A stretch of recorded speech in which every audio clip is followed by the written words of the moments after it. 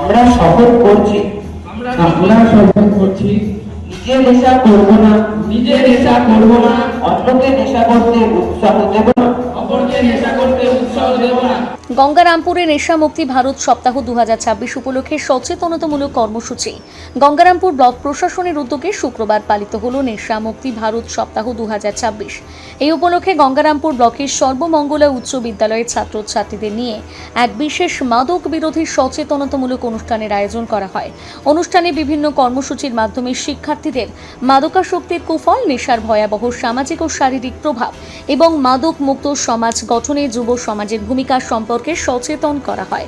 আগামী প্রজন্মকে নেশার করাল গ্রাস থেকে দূরে রেখে একটি সুস্থ, সচেতন ও দায়িত্বশীল সমাজ গড়ে তোলাই এই কর্মসূচির মূল লক্ষ্য বলে আয়োজকদের পক্ষ থেকে জানানো হয়। এদিন অনুষ্ঠানে উপস্থিত ছিলেন গঙ্গারামপুর ব্লকের বিডিও অর্পিতা ঘোষাল, সংলগ্ন সীমান্তবর্তী এলাকার বিএসএফ ক্যাম্পের আধিকারিকরা, স্থানীয় জনপ্রতিনিধিরা, বিদ্যালয়ের প্রধান শিক্ষক, স্বাস্থ্য দপ্তরের আধিকারিক, স্বেচ্ছাসেবী সংস্থার প্রতিনিধিরা, স্বেচ্ছাসেবক এবং এলাকার বিশিষ্ট ব্যক্তিবর্গ।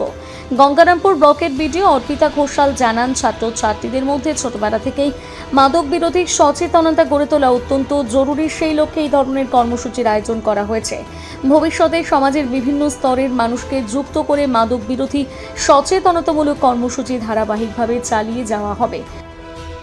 গঙ্গারামপুর থেকে বিশেষ প্রতিবেদন, নিউজ টুডে।